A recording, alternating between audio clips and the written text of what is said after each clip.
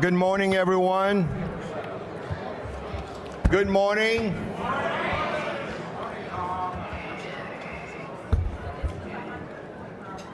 This is a good crowd. Appreciate your getting to bed early last night and showing up here. I'm welcoming you to the Mayors and Business Leaders Breakfast. And I want to begin by thanking Starbucks Coffee Company for sponsoring today's breakfast. And I want to introduce today's speaker is Rodney Hines. Rodney provides direction and relationship management to support Starbucks community initiatives. He's been instrumental in creating programs that foster community engagement, including the Youth Action Grants and community stores in Harlem and Crenshaw, the LA neighborhoods. Rodney.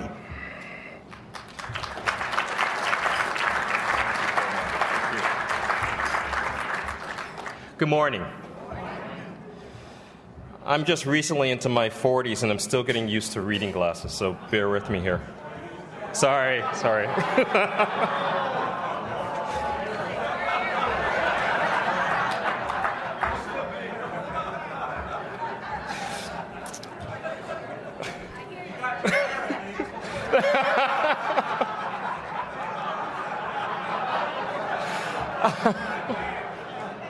I am honored and pleased to be here.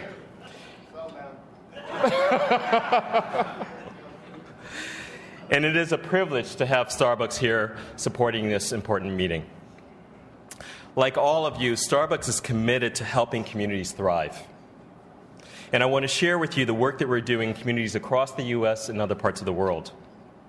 It all starts with our mission: to inspire the human spirit, one person, one cup, one neighborhood at a time.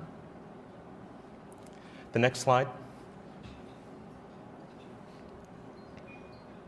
We're committed to doing our part to help accelerate job growth, and we're doing so in the United States through the remodeling of our stores and by opening up new stores.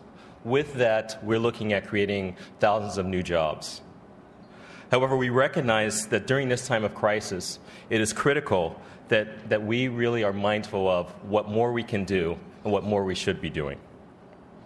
We recognize that only 52 of the 363 metropolitan areas across the United States are projected to recover lost jobs by the end of this year. That's why Starbucks teamed with Opportunity Finance Network to create and sustain jobs. Create Jobs for USA provides capital grants to CDFIs, Community Development Financial Institutions, to finance community businesses. We seeded this fund with a $5 million contribution from the Starbucks Foundation. And in less than 2 months, we've raised an additional $2 million, totaling $7 million.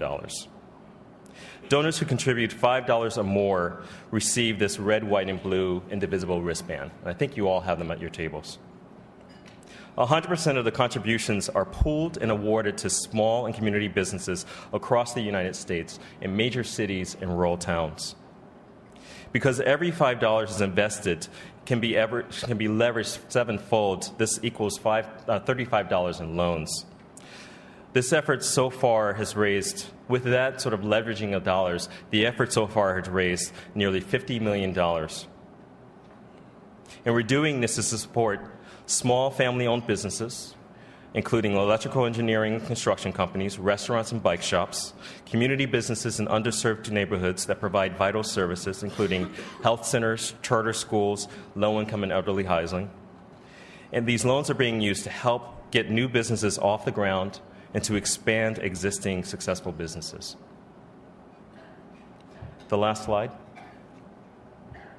Our ongoing programs in neighborhoods where our stores are located and where our partners live. And I don't know if you know our lexicon. Whenever we say partners at Starbucks, we're talking about ourselves. Those of us who are employees at Starbucks are partners. So in the ongoing programs that we have in the neighborhoods where our stores are located and where our partners live, we aim to be a catalyst for change to help communities thrive. Someone's already mentioned, I think it's been mentioned, our Youth Action Grants. Through the Youth Action Grants, what we intend to do is to invest and inspire young people to take action, to lead on critical issues. So far, since 2009, we've committed over $7 million to support nearly 65,000 young people to take action in their local communities. We also are committed to mobilizing our partners, young people, and our customers into community service. In April, we'll be celebrating our second annual Global Month of Service. Last year, we contributed during the month of service it was about 1,300 projects, and we had about 60,000 partners and customers volunteering during that time frame, for a total of 425,000 hours last year that the company and our customers contributed. Just recently, we celebrated Martin Luther King Day with many service projects across the United States. In Chicago, LA, and DC, our partners celebrated the day with volunteering with the local affiliate program of City Year. In New York, we worked with a program called Youth Build, which is an initiative of Abyssinian Development Corporation. There, they served meals to New York to residents at the New York Rescue Mission. And in Seattle, I was humbled in joining about 20 of our partners in serving 150 lunches through the Angeline Center at the YWCA. We look forward to having you join us in an event near you, and we're excited to engage mayors and your chief service officers. What I hope is evident is that Starbucks not only believes in innovation of our products, but we also believe that innovation should be considered as we look at our commitment to local communities. We do this in partnership with nonprofit organizations and others. And most importantly, we are committed to being relevant in addressing critical issues. Thank you.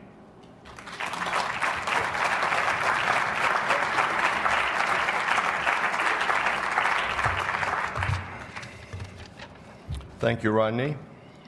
And we have a number of awards that we're giving this morning. So if you would just stay with me.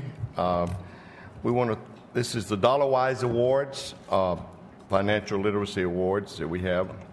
I want to thank the hundreds of mayors who've made it their city's priority to support the DollarWise campaign, financial literacy. I'm pleased to announce today that the launching of DollarWise Espanol, this new phase in the campaign's social media effort, reflects the need to reach out to all Americans about financial literacy education, especially those whom Spanish is their first language and who are fast growing to be a large part of the demographics of the United States. We want to thank the 31 cities that held financial planning days this year as part of the campaign. Throughout this effort, citizens can receive pro bono, no-strings-attached financial advice. Thanks to the Foundation for Financial Planning for their support. Now, to our winning mayors. These grants are underwritten by the Bank of America Foundation, the founding sponsor of our DollarWise campaign. Let's give them a round of applause.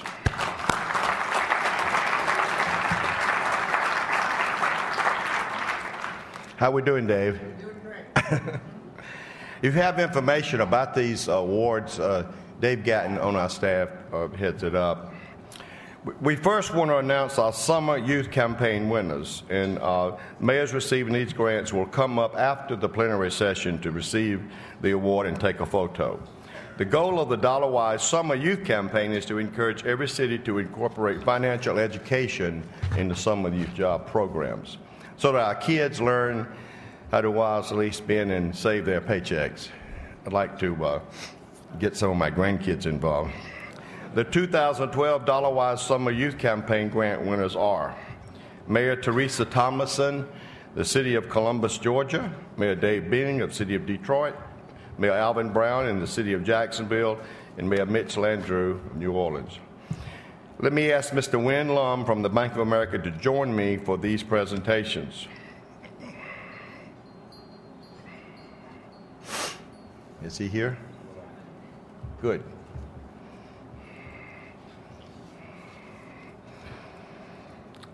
Our first winner is Mayor Tom Menino of the City of Boston. With the strong support of Mayor Menino, the Boston Earned Income Tax Credit Coalition has instituted the Volunteer Income Tax Assistant Campaign, which implements the city's financial education and tax preparation services. Over 10 years, this campaign has served over 70,000 residents and brought back $100 million to the Boston neighborhoods. It's incredible.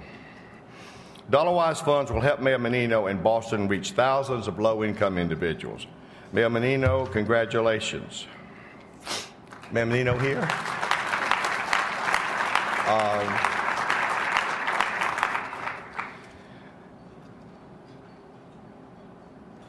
Is someone here representing the city of Boston? Move on. Okay. Mayor Pasquale accepts the award, and please deliver it to him. Thank you. I think this other person is here. If you're not here, we're not going to give it to you, okay? We'll give it to Doug Palmer, you know. Our second winner is Mayor Bill Finch, the city of Bridgeport.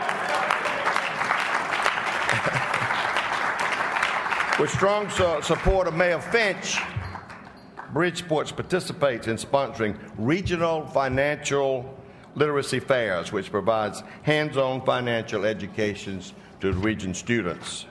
The city will use this dollar-wise grant to expand participation of inner-city youth in the fairs and to implement more diverse education methods. Mayor Finch, congratulations.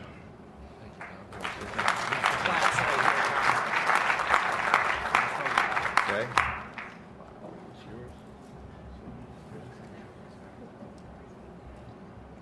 It's yours. You hold it.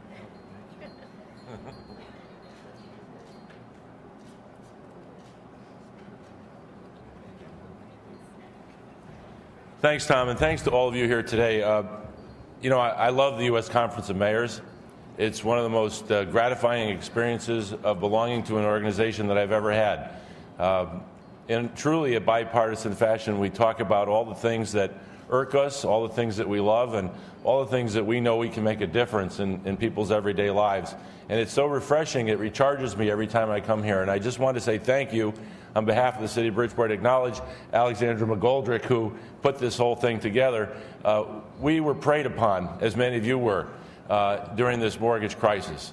We've a small city of 145,000 people. We had well over 5,000 subprime loans made, and we have thousands of foreclosures. And still doesn't seem like anybody's going to jail for that. It seems pretty harsh that the cities have, especially our minority population. You know, when we plotted on the map where all the foreclosures were, they were right in that central band of our city where people were moving from the poverty and working class to the American dream and the middle class. And it really crushed us because it took those dreams away from people. And we felt we could have done something. We could have made sure we inoculated the population somehow so they knew that they were being buried on purpose with debt that they couldn't afford. And we had this great program with the banks and the credit unions where the kids learn in a real interactive way how to put a budget together, how to make their life's aspirations, come true. And it was just the greatest thing we've ever seen. And now we're going to integrate that with our schools. And I was telling Mayor Emanuel recently, we got Paul Vallis now in Bridgeport to run our schools. We're very excited about that. Many of you from New Orleans and Chicago and Philadelphia know Paul's great work, and he's in little itty-bitty Bridgeport. So we're going to make a lot of news educationally, and this is one of the first things we're going to do to help our kids learn about real life and financial planning in the city of Bridgeport. So I really want to thank you all for recognizing our efforts and giving us the chance to say a few words about what we're doing in Bridgeport. So thank you, everybody, this morning. Thank you.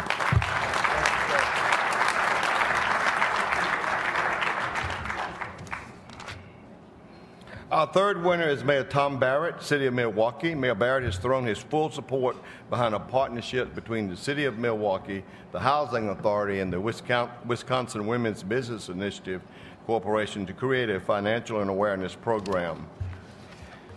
Dollar-wise funds will help Milwaukee expand these services to families that receive Section 8 rental assistance through the Housing Choice Voucher Program and who live throughout Milwaukee's neighborhoods. Accepting for Mayor Barrett is Paula DeHaan from the City of Milwaukee.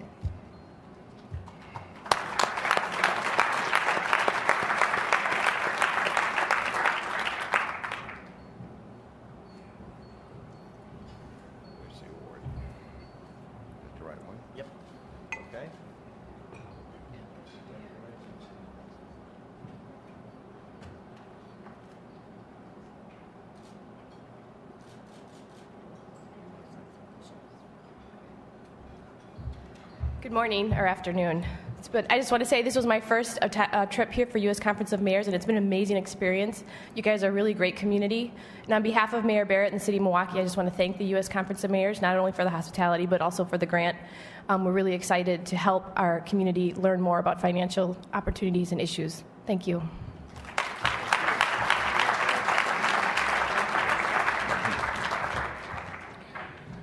We want to thank the Bank of America Foundation one more time for their great support for this program. Thank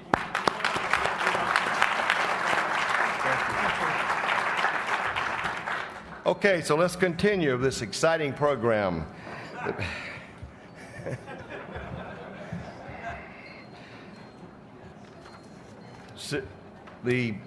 It's important, I think, every year I want to just get up and just thank the business community in general, but especially the members of our Business Council, which we started a few years ago, and is so strong as a part of our conference activities.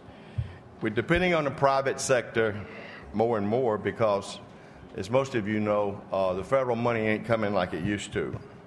And so many mayors are joining with partnerships at the local level to reduce the unemployment the terrible problem with the jobs that we have.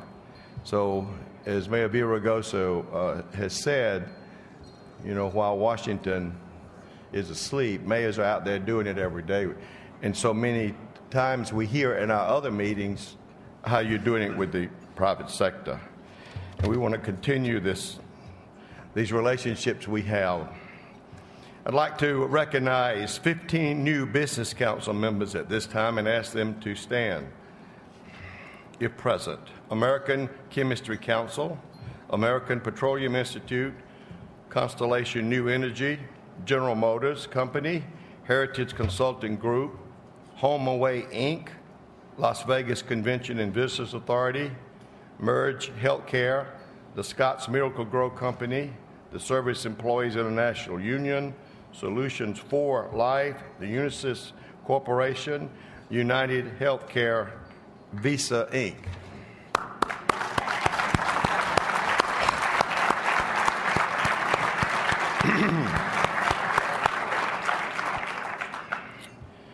Now we want to thank the Platinum Partners, and you know what that means. They put a little bit more on the table. Seriously, major initiatives. You saw yesterday I was giving grants for many of you to take back to your cities. The Platinum Partners are American Beverage Association, American Management Services, DuPont, Lineberger, Gogan, Blair, and Sampson, Nationwide Retirement Solutions, Siemens, the Scotts Miracle-Gro Company, Walmart, Waste Management, and Wells Fargo.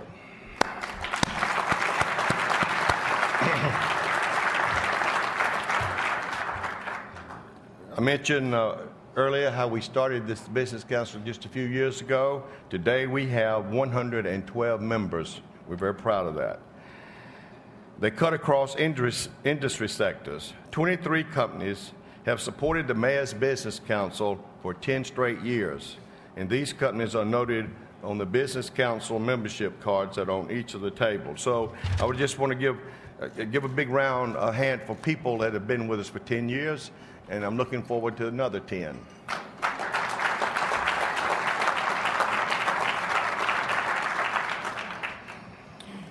I want to thank all of the Business Council members that have chosen to be active with us. And also I want to thank the Steering Committee, which is a group of Business Council representatives that help me and Jerry as we go through the year. All the Steering Committee members, please stand and be recognized. Preston Reed, Recycle Bank, Walter White, Verizon, Tom Phillips, Siemens, Mike Taylor, Honeywell, Donovan Pepper, Walgreens, Chris Kazicki, the Vacant Property Specialist, Ami DeVero, Solutions for Cities, Margaret Harper, Parson Corporation, Sandra Ralston, Malcolm Perney, Rick Jones, Cisco Systems, David Cobb, HDR, Kim Winston, Starbucks Coffee Company, and immediate past President Dan Gillison of Sprint.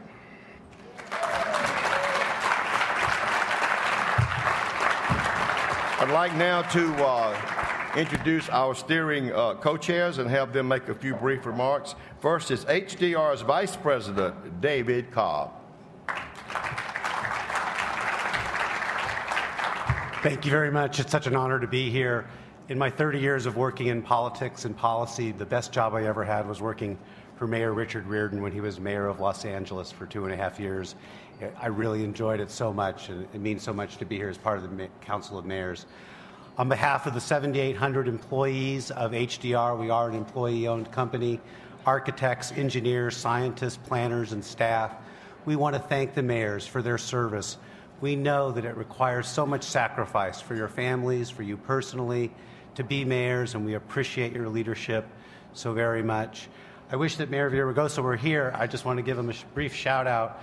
He's from my hometown, but the mayor has been such a leader in education reform, and the story of education reform in Los Angeles is one of the untold stories of our great country, and Mayor Villaraigosa really deserves so much credit for the work that he's done there. And finally, as Tom said, we want to really reach out to those of you who've been year in, year out supporters of the Business Council. I really encourage you to take a look at the list of those who've been giving for more than 10 years. And to all of you, we thank you so much for your support of the U.S. Conference of Mayors. Thank you very much.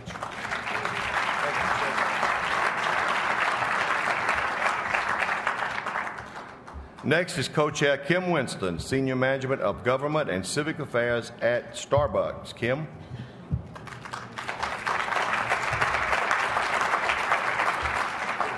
Good morning once again. Mayors and distinguished guests, I bring greetings on behalf of the 100-plus companies and associations representing the Mayors Business Council. And I also want to extend a warm welcome on behalf of Starbucks Coffee Company, we're very proud to sponsor this morning's breakfast.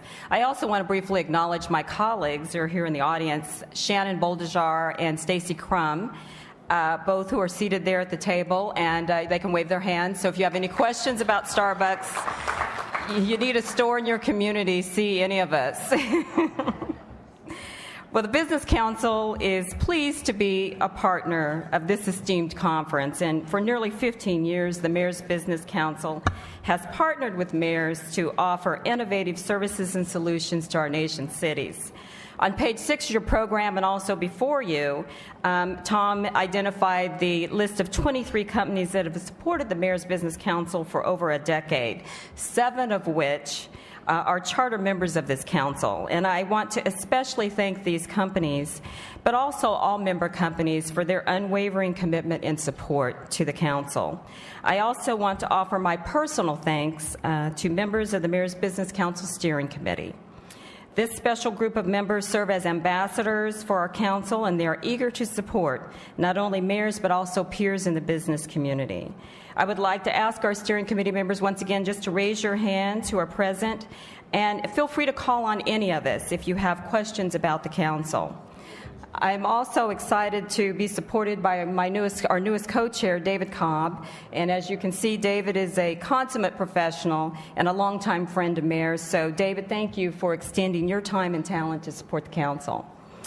And in closing, I, too, want to thank Mayor Villaraigosa for his leadership.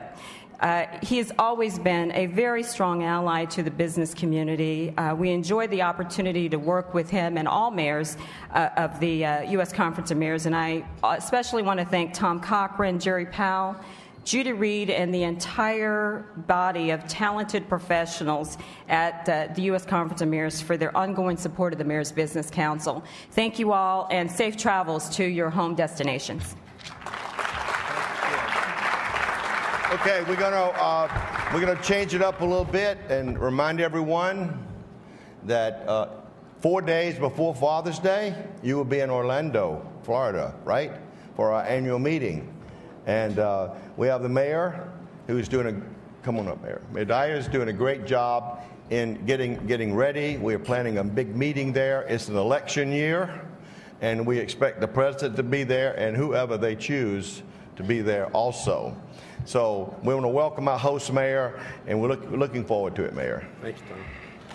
Thank you, Tom. Good morning, everybody. I usually begin most of my speeches in Orlando by saying it's a great day to be in Orlando, but today it's a great day to be in chilly Washington, D.C., because you are all thinking about how nice and warm it's going to be in June in Orlando.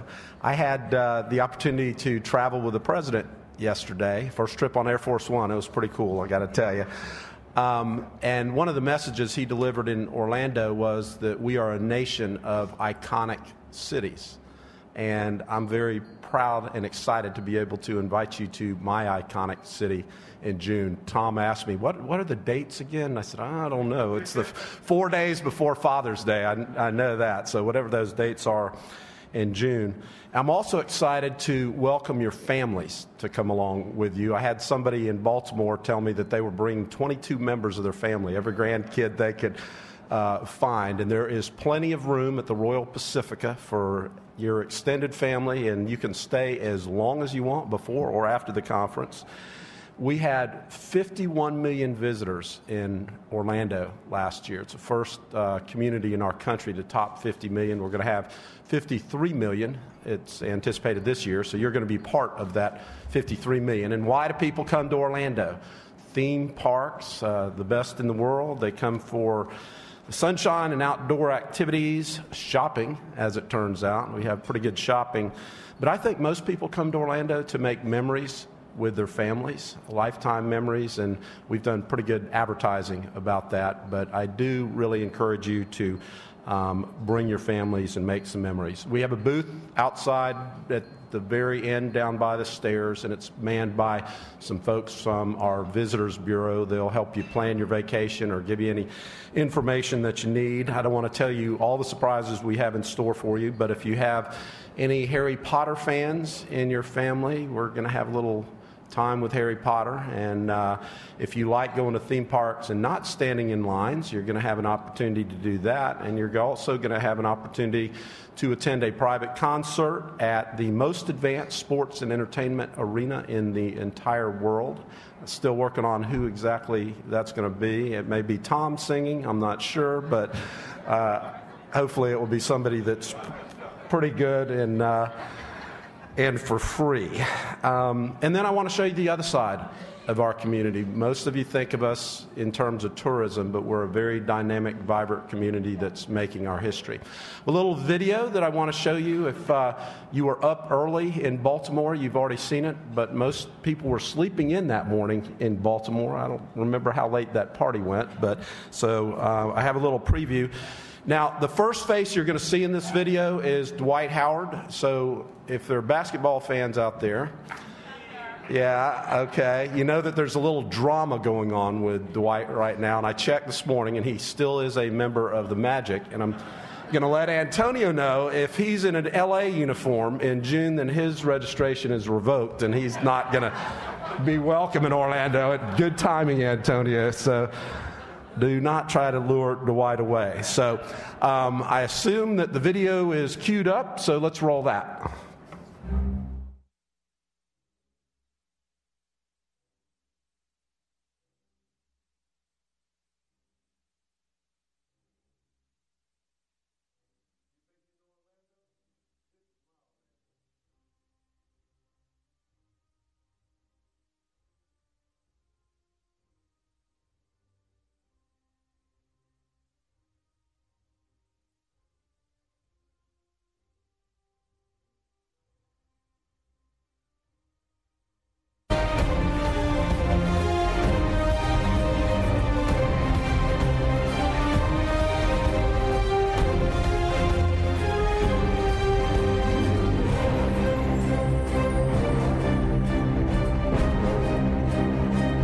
Every year, nearly 50 million people visit Orlando.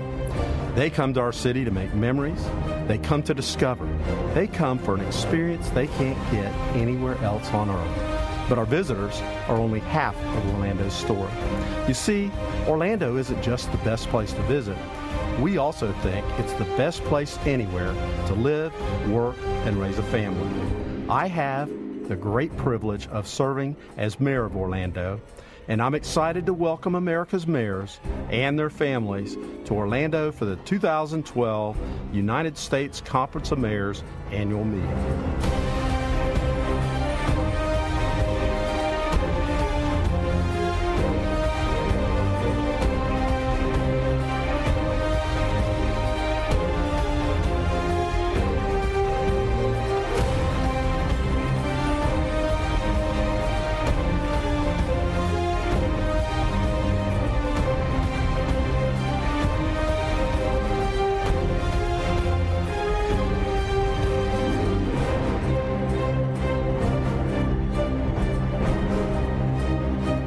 I'm Mayor Buddy Dyer, and I'm here at Universal Orlando Resort, host site for the U.S. Conference of Mayors 2012 annual meeting.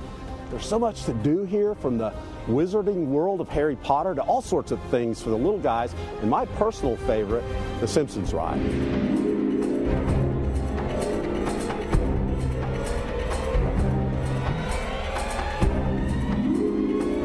So join me here in 2012 with my friends Woody and Winnie at Universal Orlando Resort.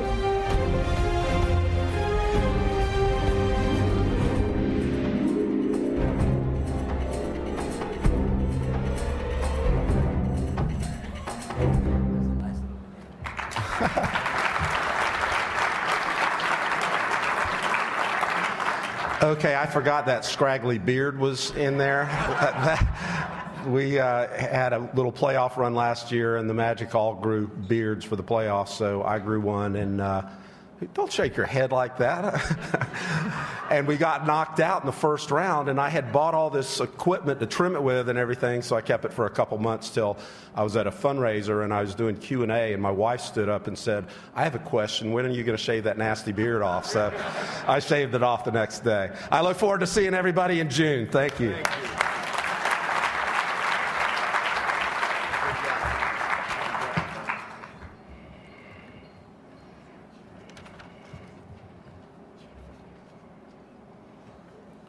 We now will continue with our awards program, and Mr. President, I asked the host mayor when is the date of the annual meeting, and he said, "I don't know, but it's 4 days before Father's Day."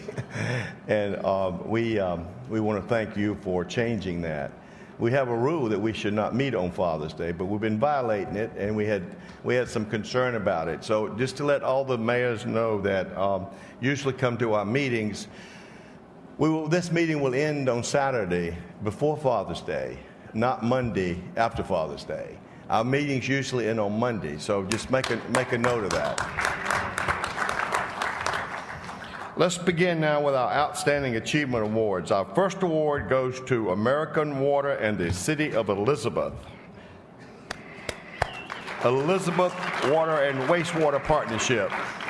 Mayor Bowage and his administration entered into 2 long-term contracts with American Water, a 40-year concession contract to operate and maintain the 150-year-old water system, which has experienced numerous collapses due to aging clay pipes, and a 20-year operation and maintenance contract for the 100-year-old sewer system.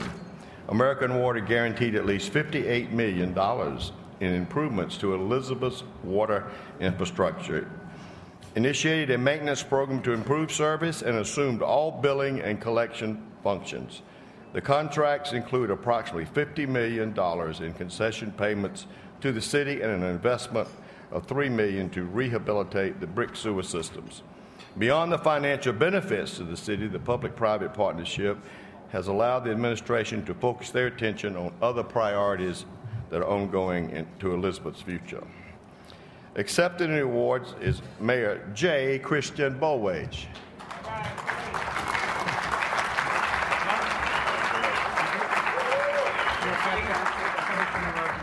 How are you? Oh, good. Okay. Get in there with him too. Come on. Excuse me. Yes.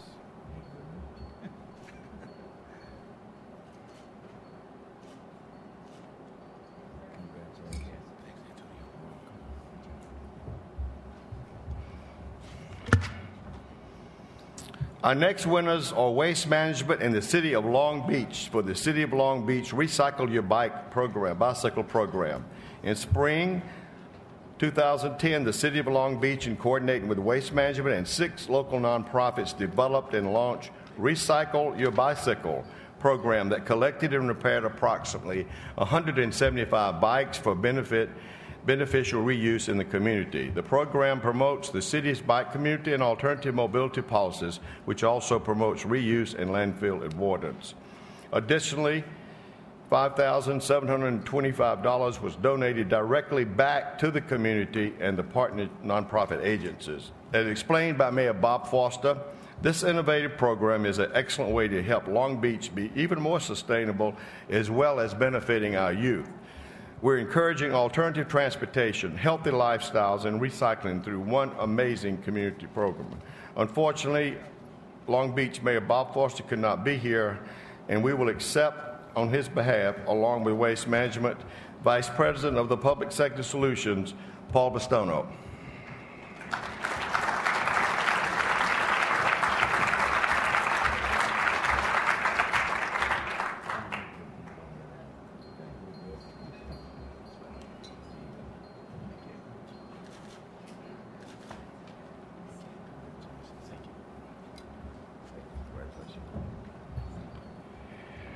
And now for our awards of excellence. The first award of excellence goes to IPSPRO Group, Inc. and the City of Los Angeles for their project entitled Coin and Credit Card Parking Meter Upgrade. The City of Los Angeles and Los Angeles Department of Transportation, in partnership with the IPS Group, Inc., have used the latest in solar power and wireless technologies to improve the way people interact with the traditional parking meter. This project has resulted in strong public supports, improvements in parking and transportation operations, and has generated millions of incremental annual revenue for the City of Los Angeles. The city now has the most solar-powered parking meters in the nation. The new solar-powered card and coin meters will prevent the need to dispose of 40,000 AA batteries per year through the use of solar power. These new meters have generated $230,000 in additional revenue in just 1 month, September 2010.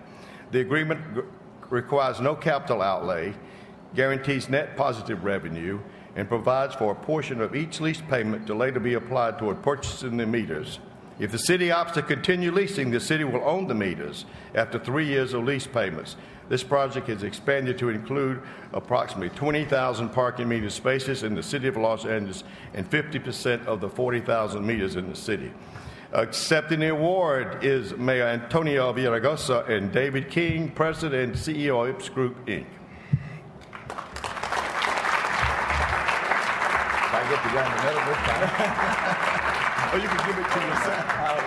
I get to give it to myself. Here we go. No speech is necessary. No speech? No speech. No, you know what? You gave my speech. Thank you very much. I just do what I'm told, Mayor.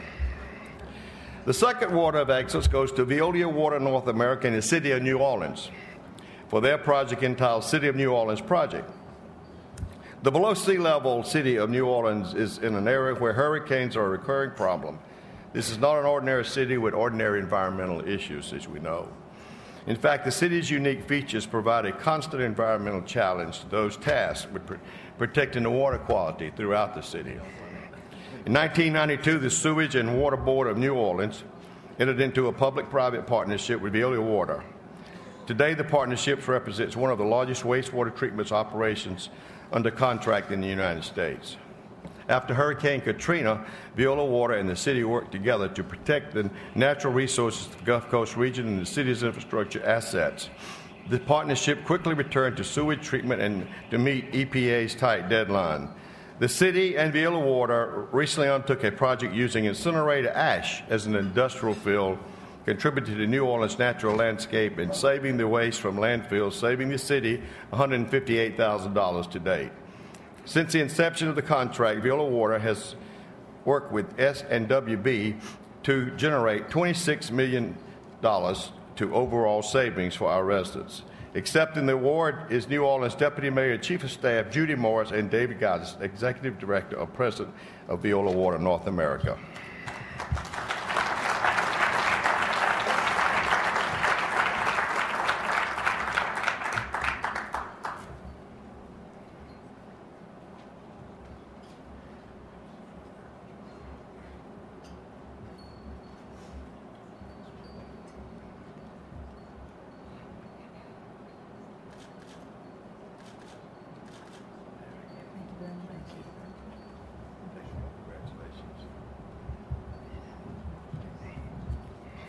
This includes our awards program, and I want to thank everyone submitting applications. These are great partnerships as we continue to strengthen America. And now I would like to invite our president, Mayor Antonio Villaraigosa to come to the podium. Good morning, Mr. President. Good morning. You will introduce Emmanuel. That's what it says.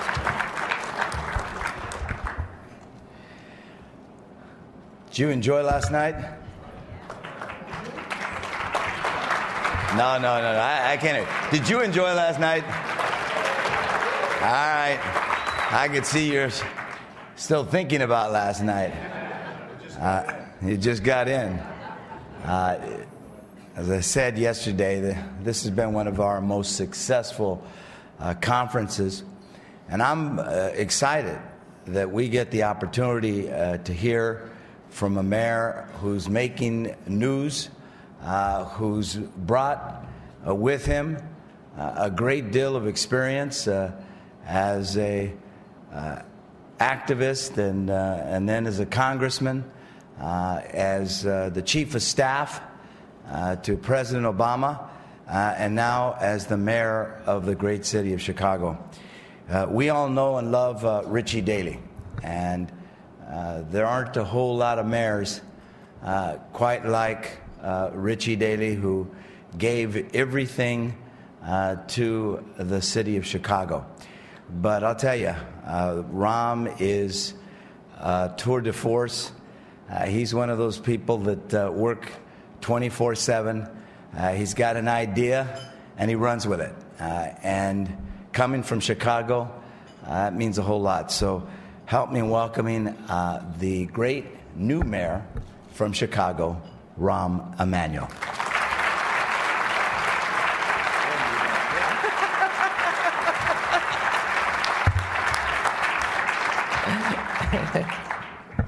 Thanks. Sorry, it was a private, personal joke, okay? And we were just together last week. And no, I'm not sharing it. When I was young, I would have shared it. I'm not sharing it now. That's what you get with maturity and seasoning. I want to thank you all. I'm glad to be here. Tony, thank you for that introduction.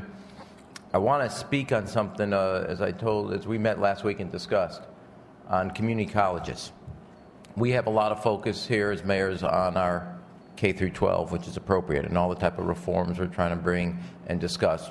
And one of the things I'm trying to do at ours, and we are succeeding, is extending our day to a full day of education in the city of Chicago and a full year of education, because our kids in the city of Chicago have the shortest school year, shortest school day, and they don't have a short future. They have big ambitions, and the school day and the education there should represent their ambitions.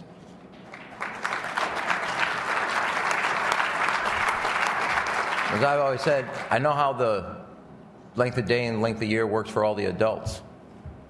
Nobody can tell me how it works for the kids, because they were never thought about by having the shortest day and shortest school year. It doesn't make sense. So we're going to have a full day for a full ambition and a full future for our children. But while that has been the focus, we have launched in Chicago a new reform to our community colleges. Now, some mayors may and some mayors don't, but in Chicago, the mayor has oversight into the community college system, of which we have 127,000 children attend our community colleges. In fact, if you put all our four-year institutions together, population-wise, student population, DePaul, University of Chicago, Northeastern, Loyola, U of I, University of Illinois, the Circle Campus, all of them together, Columbia. The community colleges have more students, about twice as much as all the four-year institutions. Yet, they never get a focus. They never get the attention that they deserve. Nationwide, 52% of all people going to college go to community colleges. Now, Chicago, we have great four-year institutions. We have two of the 5 best business schools with Booth and Kellogg. Great law schools. We're the destination for choice when people graduate in our four-year institutions, not only in the city but in the state, to come to Chicago. Chicago is also the magnet for people graduating from other, what I call the Big Ten states, not so much the institutions, but from Ann Arbor, from Madison, Wisconsin, that come to Chicago after graduation day. But in the workforce skill set, We do not do and pay attention to the people that actually do the data entry, do the hospitality work. And that too deserves attention. So what we have done in Chicago is, for the first 2 schools, Malcolm X will be our healthcare school. We have brought in Abbott, Walgreens, Allscripts, Rush Hospital, Northwestern Hospital. They're doing all the curriculum and all the training. And they are actually running the program. They're not just saying, partnering. They're actually doing the curriculum. So when you go to Malcolm X, that will be the school for healthcare. You'll get your nursing training there. You want to work at a pharmacy, you're going to get your training there. You want to work in healthcare IT, where Chicago has the leadership, that's where you go. And healthcare is obviously a growing profession and growing in the job opportunities. But we've not really trained for it. We're now bringing the people that actually do the hiring in to do the curriculum and do the training, so you have a college to career. The graduation rate of our community college, you can check your own, is 7%. The employment opportunities is not even that high. I want the kids to have that opportunity graduating from community college, that they have a career. If you're going to do all the choice, all the hard work, all the risk, and show all that responsibility, it's not graduation I want to be measured by, it's employment I want to be measured by. And I want those kids to be measured. When a person walks in to the HR office of any employer, and it says Cornell, or Sarah Lawrence, or Northwestern, it has economic value to that student and that future employee. I want, in my schools, when you walk in and it has Malcolm X and you're going to go to a job in a hospital, I want it to have economic value because that person showed responsibility, took risk, and sacrifice. And the most telling example for me was I was on the public transportation platform. Young man goes to Harold Washington, downtown school, doing business administration, computer science. He's on the train on his way to Target, where he works in the warehouse on the south side. He's doing everything right, working a full-time job and going to school. Now, can I honestly say I'm doing everything right to make sure that when he graduates and it says Harold Washington on his resume, he's got full economic value like the same other individual who graduates from another school? And I don't think I can. And I owe it to him because he's done everything right. He's shown responsibility. He's working and studying full-time. And I got to make sure that when he graduates, that diploma that he puts on his resume has value to him in the same way that everybody in this room, when they have on their resume ex-college or ex-graduate school, it has value. Now, I can't take in our city, and I know this is true for others, we all know employers who are looking for workers. I got workers like you looking for jobs. And I have the best piece of my weapon in my arsenal to deal with that gap between people looking for a job and people looking for people that want a job. The best arsenals are community colleges. And they have been on the sidelines in workforce development. They've been a second thought. And we need to make them a primary thought. The other school is Olive Harvey on the south side. We're going to make it the Transportation, Distribution, and Logistics School. Coyote, and the fastest growing third-party logistics company, is going to do the logistic training. UPS, FedEx are coming in and doing, obviously, all the skills for distribution. Canadian National on the rail is doing all that training. United Airlines is coming in. And they will do the training of the professors, the teachers, the curriculum development. So when you graduate from that school, you can then move on to FedEx and UPS and other type of companies, or logistics companies and third parties or central logistics in that job and workforce. And that's where you will go. We're going to knock off 2 schools a year. The other schools will be in the professional services, so banking and accounting and business administration. Another school will be in the culinary and hospitality industry. Another school will be in the high-end manufacturing, where we have real strength in the Chicago area. And the third school will be in the kind of computer entry, computer science, data entry, IT space. 6 growth fields The industry is all in those areas have agreed to take over and really help us manage the career, and rather the curriculum and the training of the teachers. I put our community colleges into the center of this discussion. I believe we'll continue to be the leadership of Chicago with great four-year institutions in both the city and the state. We'll continue to be the leader in the Midwest, in my view, and I know there's other mayors from the Midwest who should be as proud of their city as I am of mine. But we'll be the leader of destination of choice for people from the surrounding area and surrounding states. But I want to make sure that the children, the kids graduating from my public school, have a shot at the future. We all know this. 3 out of 4 jobs created over the next 20 years will all require more than a high school education, a minimum of 2 years of post-high school education. The bulk of the people that go to college are going to our community colleges. They need as much attention as what has happened to our four-year and our other research institutions, who are great. But those kids count too. They have value. And so we are changing the entire community colleges, so by the time my term is up, first term, it will be a college-to-career focus.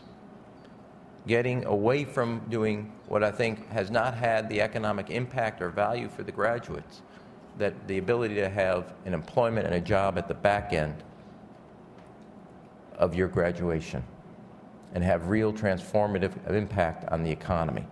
Because the key thing is, if I can tell X company, you're going to have a steady flow of people with X skills in this profession, Chicago will continue to lead in transportation, distribution, and logistics. If you're going to continue to have X flow of nurses, lab technicians, pharmacists, home health care expertise, trained on a curriculum developed by the leaders in the Chicago area, will grow as a healthcare sector and as a juggernaut in the healthcare industry. And I will say this in the computer science, there's not one of us who haven't run into companies and CEOs, small, medium, and large, who don't have openings today in the worst recession as we're coming out of it. They have openings and they can't find people to fill them. And how many of us on a day-to-day basis walking down the street or in a neighborhood don't find people that come to us and say, I'm looking for a job? I feel I don't have much hair left after this job, but I'm already only 7 months. I'm like going, I got people looking for people to hire. I got people looking for a job. And we have this mismatch. Now, obviously, Chicago is slightly different in this sense that I have as mayor the ability to do something on community colleges that some in this room can and can't do based on your own structure. But I do advocate not only this model, it has worked in Austin, Texas. The governor of Tennessee is now doing this similar thing throughout their state. If you don't have control, you got to put. I will work with you and show you a model to go talk to your own governor about giving you more of the ability to do at least 1 or 2 schools linked up with a sector or an company specific that has changed, totally transformed their economy. And part of this was, and I will say one last thing, is I saw this both in the computer industry in Austin, Texas, and Louisville, Kentucky, with UPS. UPS came in, totally transformed. I mean, you could do this. I'll give you the microphone in about 20 minutes. But UPS came in there and did this whole deal on the community college, and they set up a major operation there because they had a steady workforce that they could rely on. And so I can't stress enough, while all of us have stories and ideas to learn from each other on the K through 12, the Community College for Economic Growth is something that has been on the sidelines and ignored for too long if you want to have your economy grow. It was the juggernaut economically in the post-World War II era. And then there's been a focus appropriately on our research institutions and our four-year institutions. But I want to close by the story I began with, which is I want the opportunity when that young man graduates from Harold Washington, having worked full-time at Target at a warehouse, that he has an opportunity to walk into a place, and when he says Harold Washington, the head of HR on the other side of that desk, know it means something. It has a punch to it in the same way that if you went to the University of Chicago Medical School, going to Malcolm X also has a punch to it. And it has meaning for all the sacrifices, all the responsibility that they have shown. I think it's the one place, and I will say this, and I will end in this, and I thank you for the opportunity to address you on this topic. It is the one topic I know, usually when we're trying to do things, what people in the corporate area and what people in our neighborhoods think on a topic, it usually pulls in different directions. I've been amazed at the response both on the streets and the neighborhoods and the communities of the city of Chicago to this proposal has had the same sense of energy and commitment that I've had from the business community and the CEOs. It's not a divider, actually is a uniter on a joint passion. And I will say this, when you do something like this, you're going to find corporate leaders come forward in a way that usually we kind of push them and cajole them to do.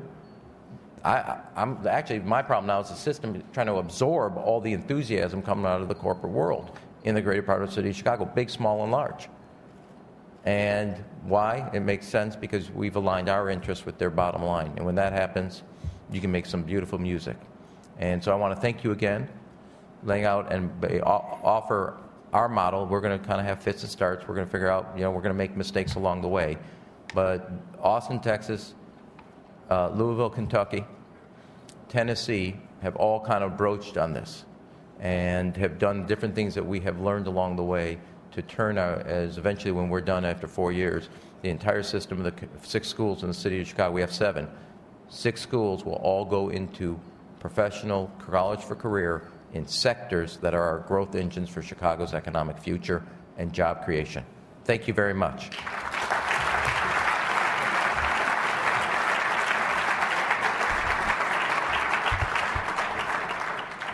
Good job. I was saying last night, Mayor Emanuel, that we can all learn from one another, and the program that you put together to address this gap between the skills and the jobs available, learning from Louisville, learning from Austin, this is what the conference is all about, learning from one another. And I think that Mayor Emanuel's point, even if you don't run the community college system, you have a power of convening. You have a bully pulpit. You can bring the parties together, whether it's the school district, if they're separate and apart from the community college system. You bring them all together, convene them with the business community to address these needs. Thank you to Mayor Rahm Emanuel. And in just a few minutes when we start the plenary, we'll get to hear from another great mayor, Mayor Michael Bloomberg of New York. We heard from our past president, Mayor Menino. These are some of America's great mayors who are innovating, who are changing the face of their cities, much as so many of you have done as well. So we'll adjourn for now, and we'll be back in a few minutes.